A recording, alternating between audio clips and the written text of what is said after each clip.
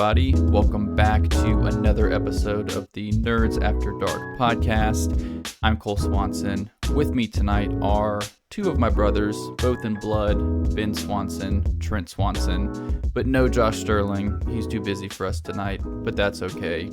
Us three will hold down the fort. If you saw the title, then you know we are reacting to the 5th episode of the Lord of the Rings, Rings of Power TV series, titled Partings, I believe. So we'll be talking about it. Spoiler warning, this presumes you've seen the episode. We're going to be talking all about it, making predictions for the future. So that's your official spoiler warning.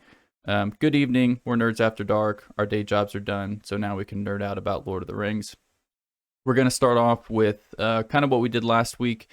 Last week, we briefly learned how little Trent knows about Lord of the Rings, and tonight we're going to learn about how Ben got interested in Lord of the Rings and kind of his background there. So, Ben, what got you interested in Tolkien, and why do you love it ever so much? I was 10 when the first movies came out, and it was a big cultural moment. And I read the books before I saw them. And I was right kind of at the cusp where I was getting into reading a lot. And that was I think my first introduction to fantasy. And there's been a pretty long relationship since. And I fell in love with the books. All the video games came out at that time. We were out in the woods, pretending to be Aragorn and Legolas and all that. And went on to read the Silmarillion and get interested in more of the greater Tolkien universe. And Lord of the Rings has always had a special place in my heart. Yeah, when we were out in the woods, for some reason I always imagined myself as Gandalf. I don't know if it's because we always had big sticks, and they can easily be swords too, but I always imagined it as a staff, so I always thought of Gandalf. I reread the Khazad-dûm interaction with the Balrog today. It's just fantastic. It's wonderful. I was always a ranger. Always wanted to be a ranger. Strider. What about you, Trent? Sure. Did you want to be a hobbit? Why would I be a hobbit? I don't know. You're small. Got hair, big toes. That's probably what it is, actually. I'm bigger than Ben. Big feet. Yeah. You're the one with the hairy feet. You're the one who we always made fun of for being a hobbit. Cool. I don't know what you're talking about. I'm trying to deflect that a little bit. But right, good. We're gonna move on. Maybe next week we'll hear about me or Josh. There's nothing wrong with being a hobbit, right? There's nothing wrong with being small. The hobbits are the heroes. The hobbits are. I would be Sam Gamgee. Incorruptible. I feel like I'm growing into a hobbit. I'm just kind of a homebody, and I'm happy to sit around and drink beverages and relax and watch TV. I think the hobbits are the most realistic, to be fair. It's not like we're going to be Aragorn, be king of something, and go fight all these orcs and kill the Uruk-hai. If we're being honest, we're all basically hobbits. That's the whole thing. I guess I do. I am a homebody who longs for maybe an adventure, but will probably never take one. You really long for an adventure, though? That's depressing. Okay, what's next? It's it's enticing to me. Okay, so quickly we're gonna do just ranking about this episode. What you thought of it? 1 to 10. 1 sentence about it. Trent, go. 1 to 10 ranking. I would give this one 8 out of 10. I would say it's probably one of my more favorite ones. I enjoyed kind of Halbrand. I like Halbrand's character. I kind of like what they did with him and Numenor. I'm also enjoying what's happening with Adar and the orcs, them going. And then I like Durin. I think Durin had a very good episode. This one, I like his. I think he just brings some humor, brings some lightness to the show, and I like him as an actor and a character. Yes, I like him too. Ben, ranking 1 to 10. 5.5. I really dislike the Mithril storyline. Galadriel, as one of my friends put it, is a 10,000-year-old baby, and Isildur is a dummy. And they're ruining all my favorite characters. So 5.5. My goodness. Because it still looks good. I could just not disagree more. We're just gonna have to dig a little deeper into that. But yeah, I'd say 8.5 to 9. It wasn't my favorite episode, but there were pieces of it that I really enjoyed. Galadriel being a dummy, I get that they're portraying her in Isildur. Galadriel, 10,000-year-old baby. They're definitely painting her in an interesting light. Isildur, they're making him spacey and longing for like different or greater things, and also spacey is right. He can't do anything correctly. Well, He's got no direction. What actually, does he want? We don't know. I They mean, to be make him fair, seem- Sildor, I mean, he doesn't destroy the ring. I mean, he might not be the smartest guy. well, a couple things to that. One, they actually talk about how competent he is. Like they talk about how when he makes the mistake on the ship and is kicked out of the sea army or whatever it is, sea navy, that they've seen him do it 100 times. He's actually very competent and would be a good soldier, but he's hearing these voices that are making him be distracted. There's something to that we're gonna find out about. It's called character development. You got to think long term. To the The not voice.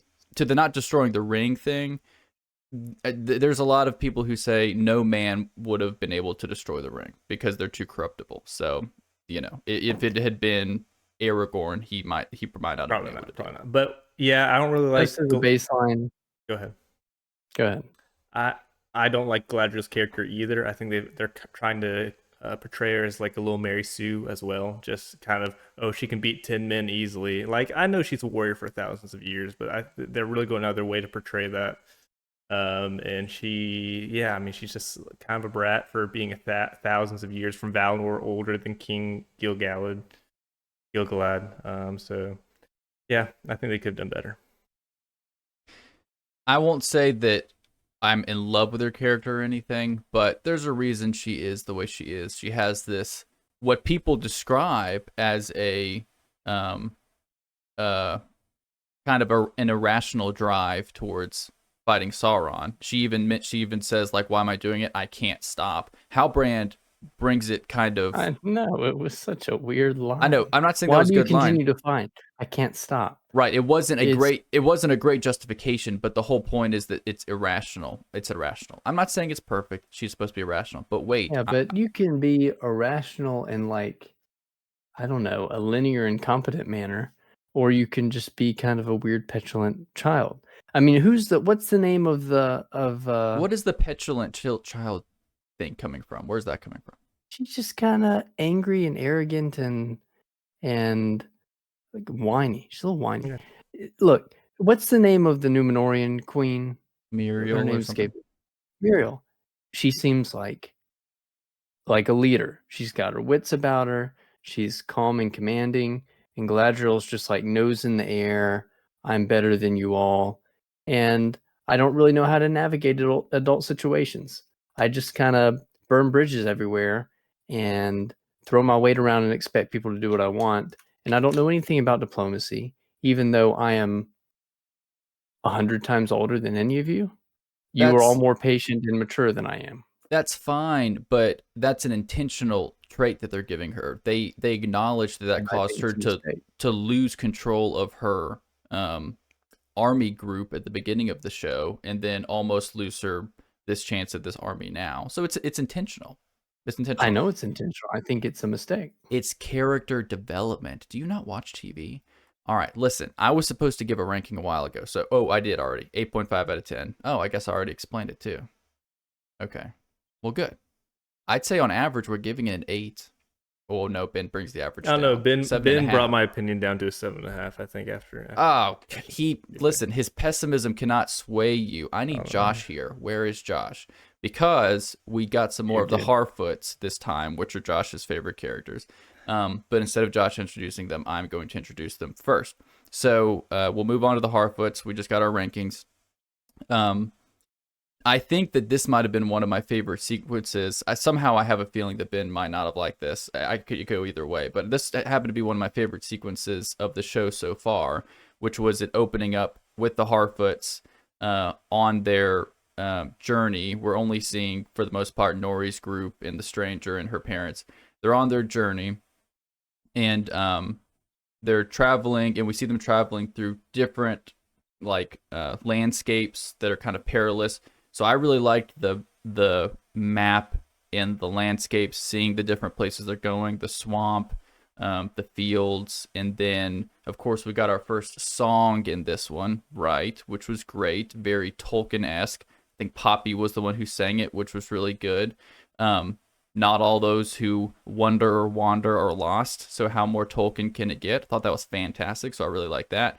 And then near the end of we see that there's some dissent among the higher ups in the Harfoots, saying that They don't want the stranger to be there, and then they're attacked by 3 wolves.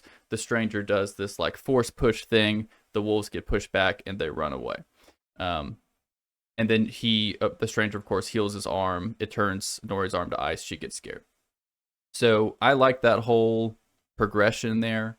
They leave some questions in this storyline. I'm going to throw a couple of them at y'all.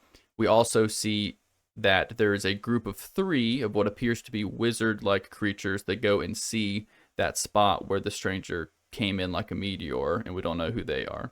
So I'll start with Trent.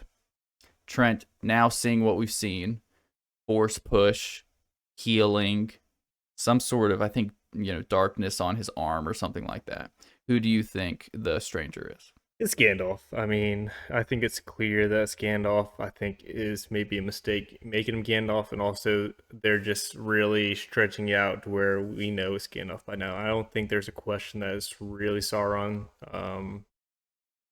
Yeah, I just don't think that they would portray Sauron in this light. And Gandalf came through this little fire thing. He's helping the Hobbit, saving the Hobbit. So I mean, I really do think it's Gandalf, even though he had this kind of pain on this arm after he used the spell. I'm not exactly sure what that is. I think it's just red herring for us to think there's some kind of darkness within him.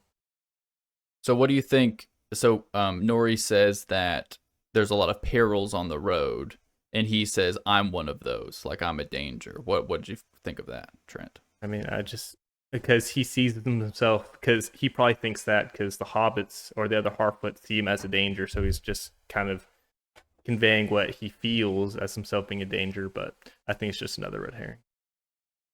So Ben, what about the 3 wizards?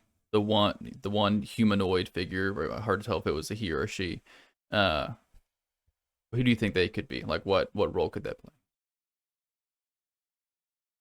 What gave us the impression that they are wizards? 2 of the ones, or at least one of them, flanking the middle guy or girl was holding a staff, and they were also wearing white robes. They make it gave us. We don't know that they're wizards for sure. It just gave us the vibe of I think they're elves. I mean, yeah, go ahead, Ben. I have the impression that maybe they are some sort of part of some sort of religious order, whether magical or not, that's either left over from kind of the worship of Morgoth, or maybe they're new worshippers of Sauron. And so they're either, I think they're either just kind of religious, like priests almost, and they're hunting Gandalf, or they may be evil's kind of counter to the Istari, the wizards coming in Middle Earth, that they are some sort of evil Maiar, angel-like figures that Sauron, that have some kind of magical ability, and Sauron has sent to hunt down Gandalf. That's my best guess. I think that's a possibility. It was proposed before the show even came about, when it was in production. We knew this person's face, the bald person's face, was there. We had seen it with the white hood, and it was proposed by some popular Twitter accounts involved with Lord of the Rings that he was Sauron. Ben, do you think that's at all possible? It's possible. I don't know who Sauron is. I suspect that won't be Sauron, but I don't know. I don't think he's Sauron either, but it's interesting still. They have this Sauron is nowhere, but he's everywhere kind of vibe. Like, he's creeping around in all things. Like, he's this ethereal, what's the word? Omnipresent figure, like creating darkness around, but then he could also be these individual people, but we're not entirely sure. Halbrand, Stranger. I actually like that. I think that's one thing the show is doing well. Yeah, the mystery around some suspense. I do think I think it's Gandalf, the stranger.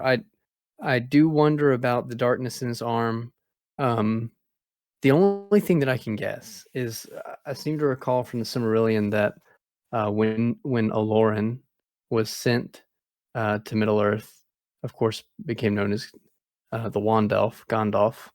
Manwë, the head of the Valar, essentially told him that he was to restrict his interference to kind of guiding and encouraging men and elves rather than using magical powers for war.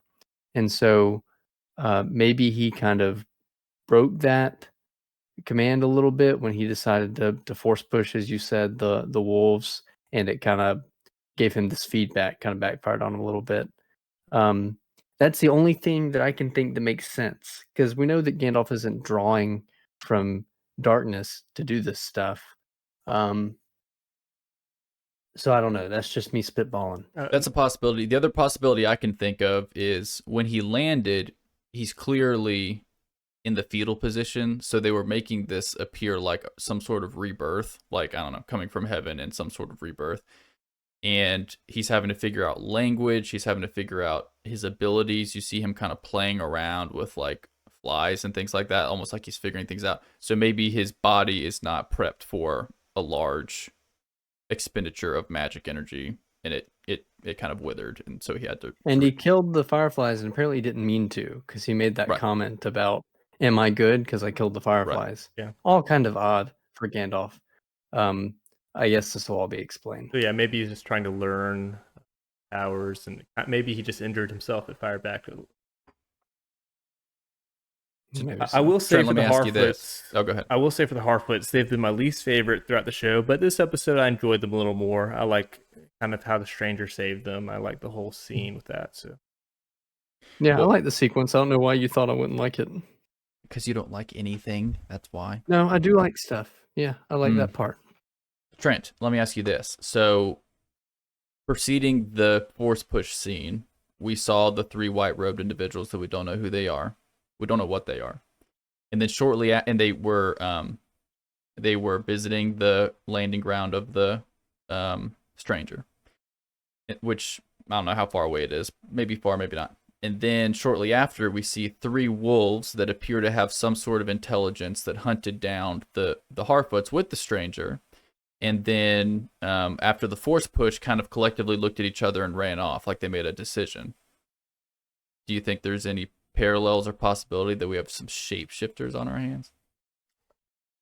I don't know, shapeshifters. I mean, maybe they were sent. I mean, I think that's an interesting correlation. They could have been sent by these 3 people who found where he was, and they smelled the scent of the Harfoots. They chased after him, and then they end up finding the stranger, or Gandalf, whoever he is, and maybe they went back to report it after that. I think it's a weak association, because there are Bjornings, right? Mm-hmm. But other than that, I don't know of any animal to human shapeshifting. I mean, I'm not saying shapeshifting; they could have just been sent to. But no, you're right. There probably wasn't a correlation, but that's an interesting thought. It's a clever thought. If they are Maiar of some type, like I had speculated, they could shapeshift. They're spirits. They could put on whatever they want.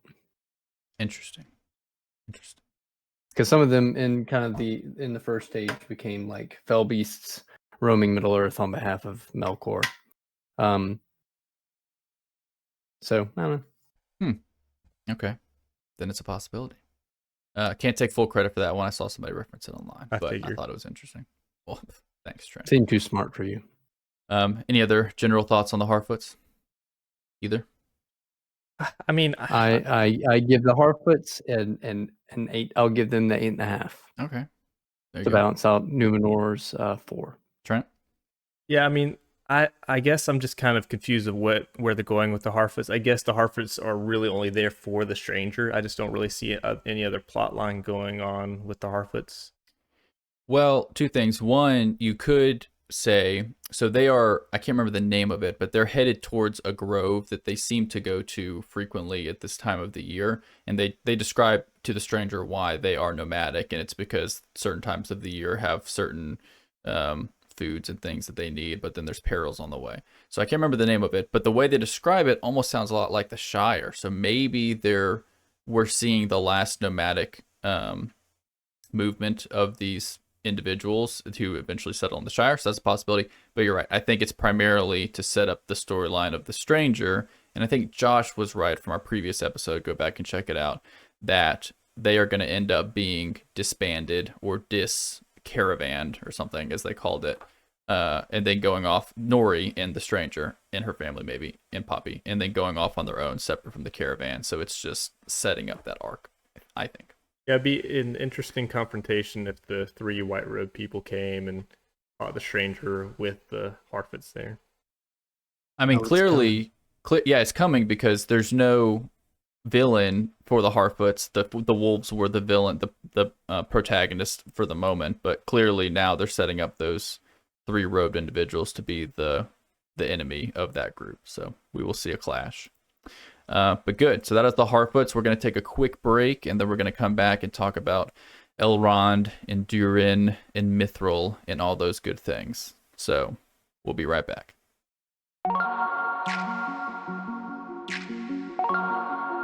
Hello, we're back from the break, and we are now moving on to the next plot point, which is Elrond and Durin. So I will give a plot summary here.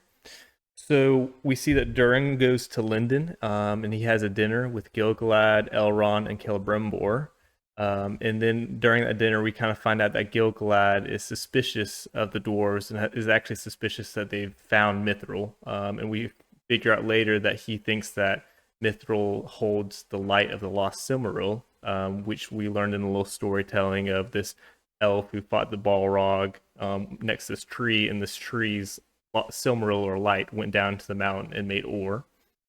And so Gil-galad actually sent Elrond without telling him that this is his real purpose, is to find out about the Mithril. And so ends up Elrond having to fight with himself. Does he give up his oath to Durin and tell him about the Mithril, or is he loyal to Durin and his oath? And so elves appear to be losing their light, as we see by the dying tree, and Gil-galad believes that Mithril is needed for them to survive.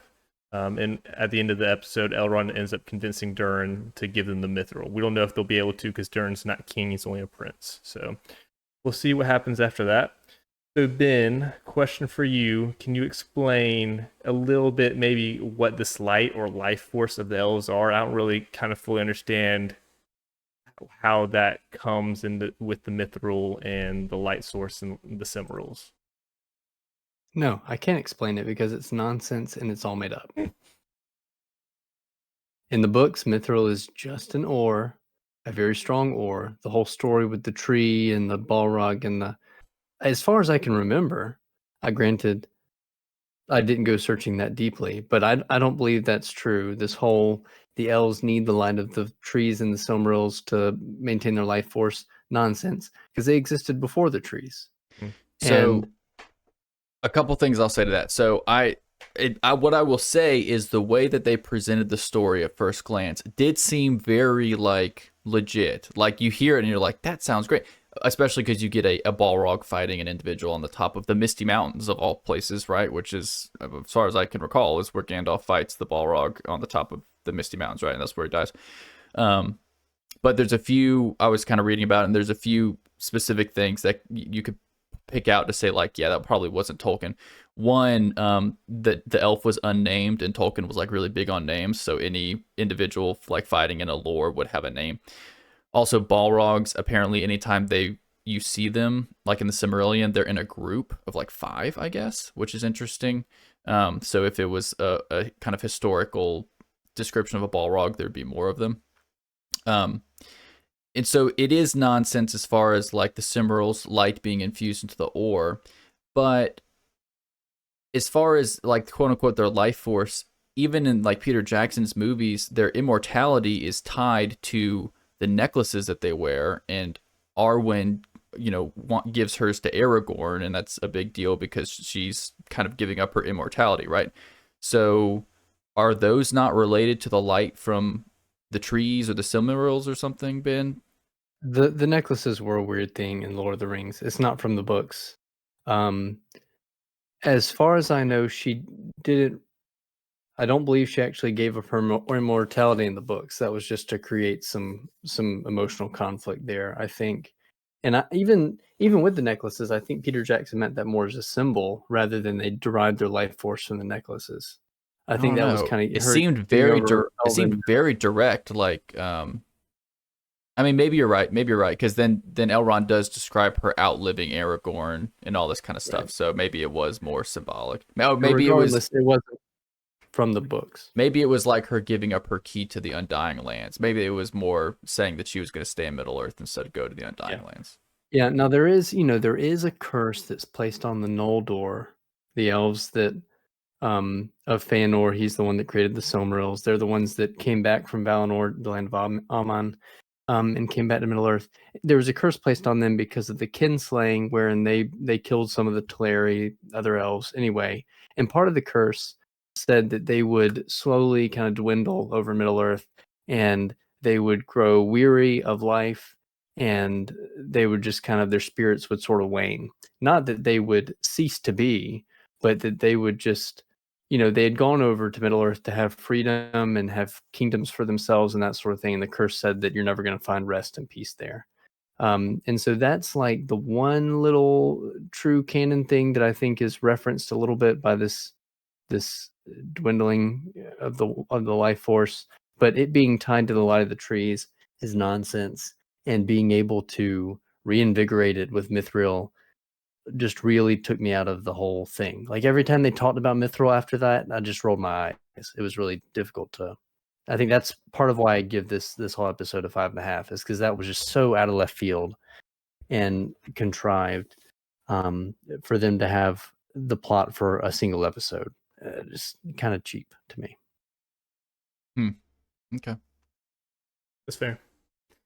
I mean, I'm interested in the conflict it will bring between the dwarves and elves. I don't think it will result in anything, though, like any kind of battles or anything, which will be disappointing. But I think Ben being so bothered by that is a good example of the ticky-tackiness of Tolkien fans, because I mean, sure, it's contrived, but I mean, it's a side storyline. It's not even the main storyline. In the Wheel of Time, they had Perrin kill his pregnant wife, which was completely not in the books. I mean, just that is outrageous versus this minor slight. Like, and I was you know upset what I mean? by that too. And I was upset by that too. Yeah, but Look, but the level of upsettedness should be, I think, tiered. yeah, And so this should be a low level of upsettedness. I mean, it is folklore Look. too in the show, so maybe ends up Mithril isn't what they think it is. That's Look, true. here's- It's entirely possible that Gil-galad is making up a story To get the Mithril. to trick Elrond to get the Mithril just because it's a powerful ore. So that is very possible. It could be a lie. You It could saw be fake. him at the end of the episode showing, like, watching them creepily on the ledge while they're talking. So I mean, it could be a whole lie to get the Mithril so that Celebrimbor can have it for his forge to make the rings or something. Yes. You know what? To make I the would be- rings. Trent, you got it. You know what? I would be happy for that, except that Elrond would not be so easily fooled. He would know, oh, I'm an elf and my life force isn't dwindling away. But yes, great. That would be better. The reason that it bothers me, look, I can deal with the Gandalf storyline because they're filling in a gap. But when they're taking something that's actually pretty well characterized, Mithril and the dwarven elven relationship, and just the state of being of the elves, where they derive their life force and their immortality, and they're changing all of that, where those things are spoken to concretely in the books, that's where I have problems. It's fine for them to fill in gaps. I just don't like them changing a bunch of stuff. Okay. I don't think it has any great bearing on, like, I don't think it has any great I mean, it's bearing on true. any It's a of the big lore storylines. thing. I mean, it's true. Right. Ticky- It's fine. Y'all didn't read the books, and I'm glad it I entertains read you the and it won't books. bother Talking about the most of the Silmarillion. populace. The Silmarillion, the part that matters. But Okay. so I'm glad that it entertains everybody. It just was hard for me to watch that portion.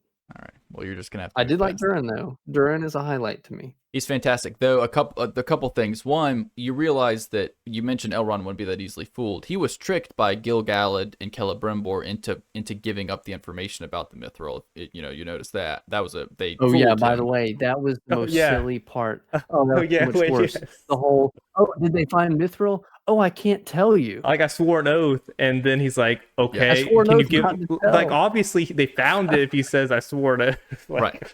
So not only happened that, like being, 6 times. Too. Happened 6 times. Yeah. Please just tell us. I don't know. I can't. Oh, it was just so nuts. so not only that, but then him going to Durin and making the proposal.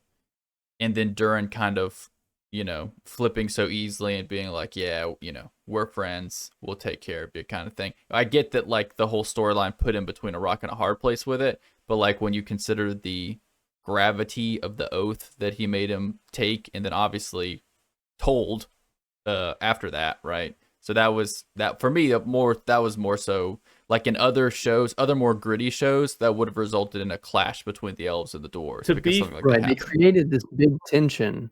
I have to pick between the elven relationship with the dwarves and the elves' life force, and they resolved it really quickly. Yeah. Just like a simple Well, conversation, just like, all right, not a big I deal. mean, to be fair, Durin could be playing Elrond. We know he's more suspicious by his conversation with his father in the last episode. So I mean, he could definitely be lying or playing with Elrond, and ultimately, his father's going to be the one who's making the decision. Right. And that's why I'm saying it was all cheap. They used the whole Mithril Light Thing storyline to create a plot point that they resolved with like 3 sentences, and it only spanned part of an episode. Like, why disrupt that much canon just for 12 minutes of script? I think that's fair. I think we'll get more from it, but I think that I had the same feeling, and I have a similar feeling about like things that should bring you a lot of stress, like in a good show. You do need a little bit of stress and unease, right? So Theo having the hilt, could have been a very like Yeah, stressful it big seemed like it deal, was building to something but huge, then and he's just like, "Here it is." it resolved, and he showed him, and he's like, yeah, I've been like, messing with this super evil thing that can enslave all of men, but I'm not going to have any repercussions from it. So it's because they're resolving that within this one season storyline.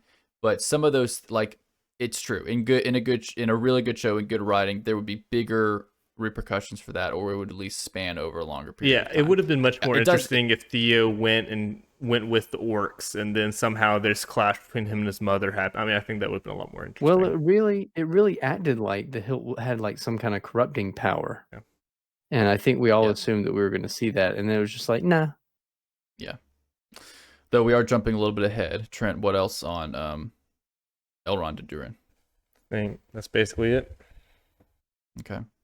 I enjoyed the levity of the table situation. That was nice. That was good. Yeah. He really got me. He got me going. I thought it that was pretty for real. Yeah. Okay. Well, Ben, instead of a break, why don't we move on to the Southlands and Numenor?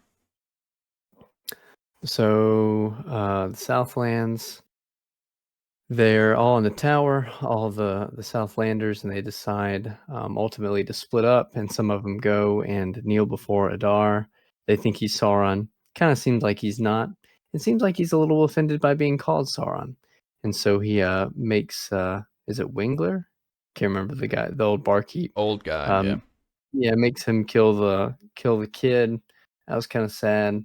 And then Bronwyn and Arondir had this conversation about, she's kind of down in the dumps, and he's like, no, we can fight. And then thankfully Theo stays with him and gives over the hilt, and they find out that's probably what Adar is after, is that this hilt unlocks something of grave importance. Is there anything else in the Southlands? That's all I remember. Nope. That was the big stuff. So they're gearing up for a battle. So this is obviously, from what I can tell, going to be the big climactic battle of the season. Oh man, you think that's going to be it? Well, I guess that's fine, as long as the Numenorians get involved. Incidentally, the Numenorians have decided to send over an army to the Southlands to help assist the Southlanders and fight back Sauron.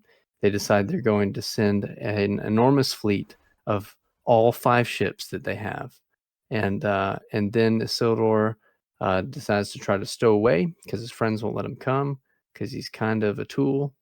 And then he comes across Farazan's son, can't remember his name, the guy with the Bieber haircut, and he does set a boat on fire, and Isildur finds out that, catches him in the act red-handed, that he's blowing up 40% of their ships, and then he rescues him, and then they both just decide to act like it didn't happen. And then they all set off. Oh, and then Galadriel has a sword fight with the men and shows them what she's made of. I actually didn't mind that. I saw a lot of hate online that was a cringy, awkward thing. I thought it was fine, not bad. it was kind of awkward and cringy when she walked onto the boat and looked at everybody like, you know, they were dirt. But overall, I'm glad the Numenorians are sailing off. I'm glad we'll get to see them in battle. I don't know how they fit 500 men and horses on 3 ships. And I don't know why they think that that's going to be an effective fighting force against the Great Lord of the Dark. But I'm happy for a battle. Before you ask your question, 2 things. This is why I saved Ben's section for last. And the Great Lord of the Dark is the Wheel of Time, but that's fine. Yeah, no, Yeah. I'm just bringing it in. When I heard 500 men, I was like, well, 500? It really Yeah, is. I mean, it's I an have- expedition. I Like, have- I don't know if they're meant to go fight as much as go find out what's going on. To be fair. No, Right. it's nonsense. It's all nonsense. Okay, it's Farazan wants to colonize the whole Southlands. You go do that with 500 people, not just go fight back the Sauron, but establish a presence Okay. that will allow you to derive tribute. I'll let it go. I generally agree with you, though. Anytime you're going to colonize, you send a fighting force first, and you could argue that this is an expeditionary force. But you're right. It didn't appear that they had other ships. Like, they're this great Numenorian isle, like they're the strong Numenorians, and they have this they're small... an island. They're an island. They have And they're- have a sea. What do they call them? The Sea guard. Yeah, And Sea then Guard. they go. And then they Yeah. go 2 And- ships. And Well, they're this at least we small... have 3 left. This There's only small 5 port, ships. this small port with 5 ships that I think they had to kind of construct. I don't even think they had Maybe them they all, meant like, ready just to go. extra ships that they can just send Right. off. I'm sure it wasn't intended to be their whole fighting force that they're sending. It's not everybody. But it didn't really appear that they could fit much more into that harbor. And also, those little dinky ships could not fit 100 men on them, plus horses. And there was nowhere for the men to stay, so it must be a day trip. You know what I mean? Like a 3-hour tour or something like that. So, yeah, I think that I generally agree with that. I don't have too much of an issue with the amount of 500 people, because they don't know what they're getting into. They have insider information from Halbrand, who you didn't mention, but swore like, you know, bowed the knee to Adar. Obviously, they went back and kind of paralleled that with what was currently happening with the others. So he's got a glimpse of their fighting force, I think, and maybe determined that 500 fighting Numenors was an appropriate force. But then also, like Farazan, he thinks the battle will be over by the time they get there. He doesn't even think that there's going to be anything to it. So I don't have an issue with the number itself. I do have an issue with they couldn't fit on those ships, and like, why are those like their only ships? Like, they blow up 2 of their ships and there's no backup ships to take. I do have an issue with that. It did make me start when they were doing the flashback or flash over with Halbrand referencing that the Southlanders swore fealty to the dark. I was sitting there thinking, so is this whole Southland storyline with Arondir and Bronwyn some kind of big flashback? At first I was like, is Halbrand one of those villagers going to bow the knee to Adar? And I'm still not really sure how, when that's happening. I think we talked about last time that it would make sense for that to be much earlier in the timeline, maybe even 1,000 years, 2,000 years earlier. But I think that's going to be part of the reveal. Either it's going to be parallel and the Numenorians are going to come save that tower, or we're going to find out that was a flashback and Halbrand was kind of fleeing that whole thing and now they're going back. So we'll see. I think that would actually be more interesting if it turned out that he was a part of that grouping that bowed the knee. Though I don't think that's the case. I think they're making it in an overlapping timeline, a timeline that's happening concurrently. So yeah, I was thinking the same thing. When I was seeing that, I was thinking maybe it's a flashback and maybe Halbrand was like the kid, but then the kid ended up being killed. So I was like, oh well. Oh, maybe he was the Or kid did that he? bowed the knee. Or did he? Yeah. We True. still don't know for sure. We didn't see it. Anna closed her eyes and she was like, "Tell me when it's over. Tell me when it's over." I think she even muted it. That's my wife. So that was actually, Oh, another thing within that was that old man. He called him Sauron, which there was, people were speculating that he was Sauron, and then he got extremely offended by that and was like, "Do not call me that. I am not Sauron." Yeah. That's interesting. I mean, he What'd you probably think of got that, Trent? offended. He probably felt offended for Sauron that he would even be considered Sauron. That's true. He did say he intends to be a god, so maybe he's trying to rival Sauron. That's somehow. true. Maybe It's all Adar's a question mark, and he's one of the more interesting characters, I think. I think he is very interesting. You open on him in this episode with him looking at the sun, the interaction with the orc, I like with the burning of the arm, which was very interesting. And he makes some strange comments. Like you think of him, a leader of orcs would just be a hardened, like evil person, but he obviously has some vulnerabilities and sensitivities, and he cares for the orcs, which is probably why they call him father and they follow him. But you see an odd interaction with the sun where he says that soon it will be gone and I will miss the feeling that I get from it or the warmth that I get from it or something like that. And so you wonder what's going to happen. I presume that, of course, in Mordor, there is no sun, and that's why it's the place where the orcs flourish and they're able to go out in daytime because the sun is blotted out. So I imagine that's what he's thinking, is that when the Southlands turn to Mordor, then there's got to be no sunshine. But he's kind of like missing it. He's like kind of he's almost like regrettable to him that the sun's going to be gone, which I think is interesting.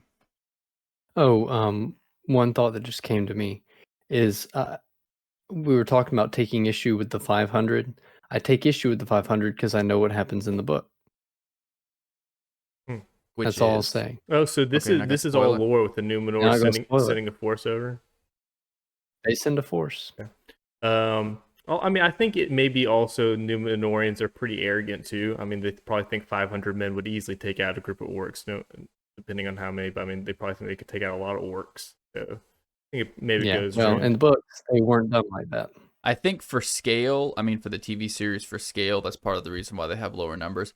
But it's true. Tolkien did not mess around with like he had skirmishes, of course, but when there was a good battle, there were like a lot of troops there, like tens of And thousands of troops. in other shows like Game of Thrones, they were able to do large scale battles, and they have a lot more money here.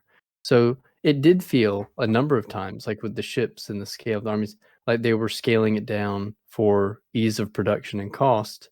And I was like, where did all that money go? Yeah, For and the intro. they recycled extras and things, which people pointed out, like you could I'm see them. fine with that. I don't care about What that. that's You have to, fine. I yeah. don't think it's an issue. Like it doesn't bother me, but I mean it's just another thing that goes to cost, I guess. When Yeah. they I mean, have such that's a huge what in budget. Lord of the Rings movies, that's what they did to make the huge armies. They just copied and pasted. Yeah. So, you know, copy and paste. I'm Yeah. fine with it. I'm not going to take a screenshot and try to look and find the exact. Right. That's dumb. Yeah, I would like a larger scale. Though at the same time, I do appreciate the fight scenes. Like for instance, I did also like Galadriel's scene. For a second I was thinking, oh, is this gonna be cringy and awkward? But then like it's just a hallmark of a fantasy medieval sword fighting show that you're gonna get some expert swordsmen show up some other people. It's just the way it goes, or swords lady. Now, interestingly, Julianne found it very cringy and annoying and kind of nonsensical, which I thought was interesting because she has typically enjoyed things where, the canonical tyrant has said, that's not in keeping with the text. But I actually was fine with that. She was like, oh, that scene, that really took me out of it. And I guess understanding that she's a 10,000-year-old elf and could probably school all these babies, it made sense to me.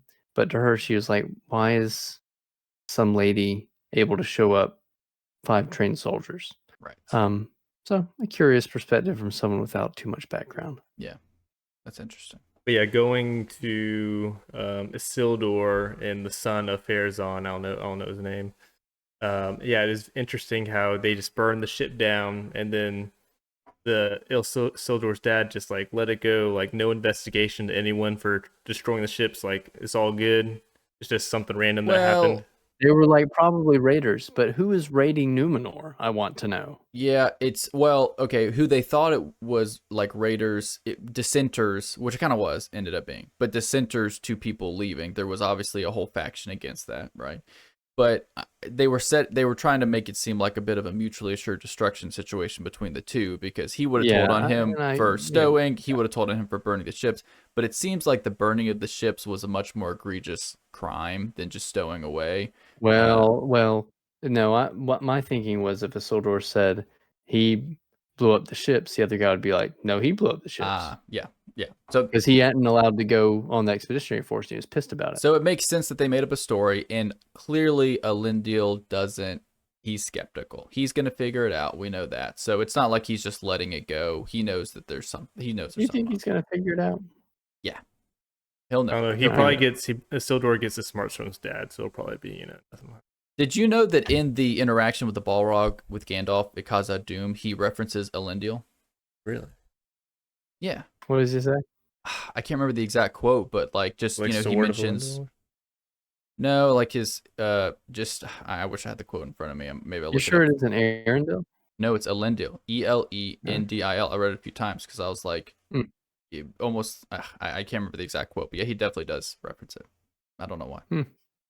He says like Udun and Elendil. He mentions a lot of things. It's just like a great. You should just go read it. It's short and it's amazing.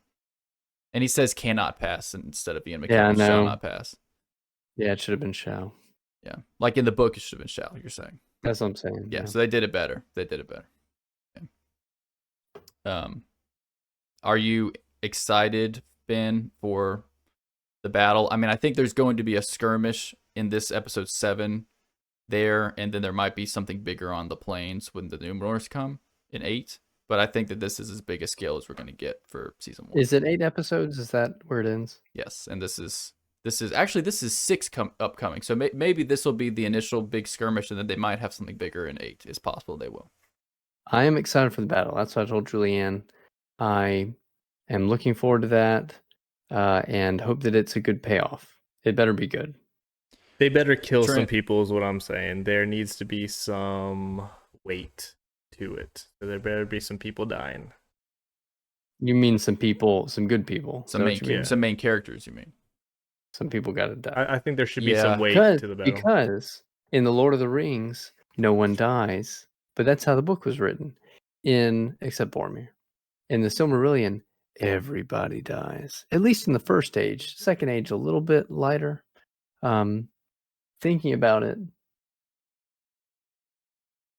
not too many deaths in the second age until the sinking. But I mean, we obviously know we'll who see. can't die. So I mean, they're gonna have to kill some people, but like we know who's not gonna die.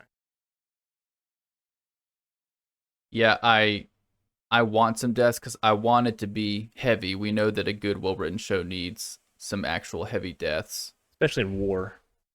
I think people who are up on the chopping block, Arondir or Bronwyn are up on the chopping block. I think Elendil could be on the chopping block.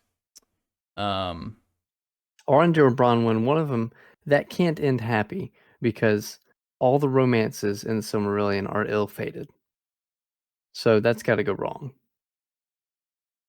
Yeah, I mean there needs to be some angst, but it does. And they aren't afraid of death. Like they clearly aren't afraid of death. I don't think they have it the way it's set up. I don't think there will be a death, but I don't think it's going to be as consequential as we would want it to be. That's my thinking.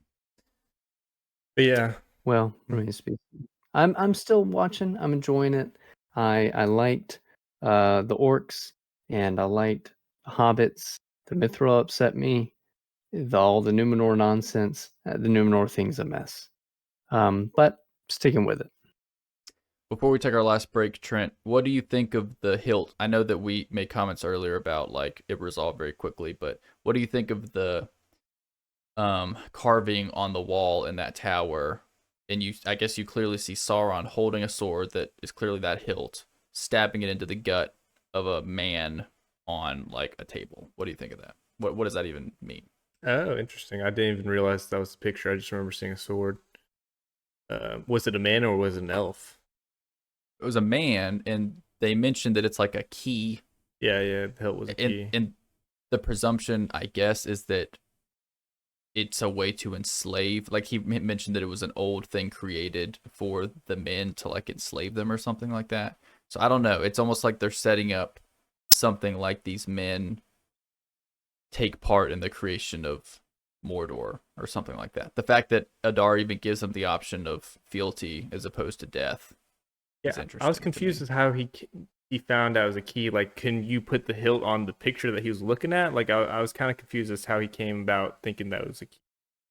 At first, I thought that it was a literal key, but I think it's some sort of figurative, magical key to the souls of men, something along those lines. Yeah, I don't think it's a key; it's the key. Okay. Yeah.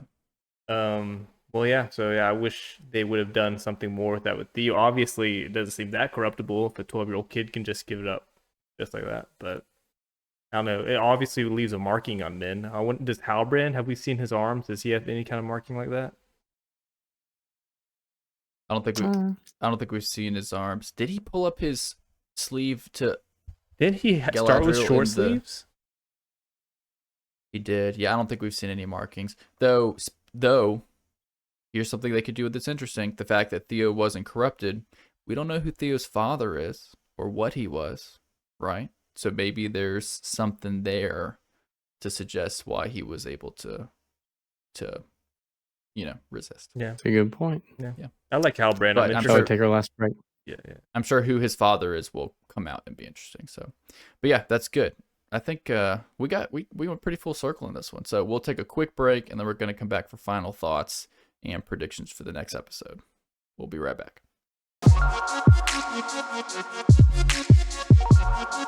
All right, welcome back. We are going to get into some very brief final thoughts and then we will call it a day for this week. Trent, why don't we start with you? Final thoughts on the episode. What are you looking forward to most in episode 6? I'm looking forward to seeing kind of what they do with the stranger and the plot line with the white robed men. I think that's pretty interesting. Obviously, we'll see more with the Southlanders. I'm excited to kind of see what Halbrand will do in kind of the battle between Adar and the people in the tower. I don't think any battle will happen next time. There's probably going to be some delays, some negotiating, something happening next episode. I think they're probably going to wait till the final episode. And it's probably what's going to happen is they're going to be taking over the White Tower. They're going to be in some kind of Helm's Deep terror, and then like Gandalf with is it Rohirrim? Yeah, with the Rohirrim coming and saving them from the Uruk-hai. It's probably going to be Numenor coming and saving them from the orcs. Third light on the 5th day. Ben, what about you? I'm ready for battle. I'm ready for the dwarf elf plotline to move on to real stuff rather than the little sitcom conflicts. You didn't come see me for 20 years. You're my friend. You kept the mithril secret from me. You told my secret about the mithril. It's time to get to the rings. And hopefully Numenor can redeem its nonsense storyline with a good battle and some cool soldiers. So I'm hanging on to see how that goes. Oh, we'll see rings. And I think I said third light on the 5th day. I meant first light. There's not 3 lights in a day. First light on the 5th day. Also a correction from last time when I was talking about the full circle mithril thing that I liked with Durin's tomb. Was it Durin's tomb, guys, in the Mines of Moria? Mm-hmm. Yep. Balin's tomb. No. Balin's tomb. Is Gimli's cousin. I believe he's Durin's son. So, correction. How long do I am dwarves correcting live? it. That's a great question. Longer than humans. It's a few hundred years or something. I think maybe like 300 to 500. So yeah, correction for me. But what I really am enjoying about this episode, I know we were very critical, but there are some good themes that shouldn't go unnoticed. Like it was the theme of descent in Numenor with their gung ho to go to Middle Earth and fight. There's a faction there, but then there's also a faction who are against that and want Pharazôn to stop it. In the Southlands, there is a faction who wants to fight Adar, and then there's a separate faction who wants to bow the knee. So there are some good underpinning themes that I don't want people to overlook because the writing it's not like going to be like the #1 show in America. I'm not foreseeing that, but it's still good and it's still enjoyable. And I like the characters. It's a bit of a slower burn than maybe I anticipated, but they'll build to something. And I think we're going to get something good by the end of the season and into next season. So I am excited. But thank you, everybody, for listening and tuning in. If you made it to the end, we very much appreciate it. If anybody listens to this, then that's just extremely exciting. So check us out on Apple Podcasts, Spotify, anywhere you get your podcasts. Find us on YouTube. We have our whole videos posted, but we also clip them into maybe more easily digestible nuggets that might be fun to watch. So just check us out. We are Nerds After Dark on all of those platforms. So we appreciate you listening, and we will see you next time for episode 6. Thank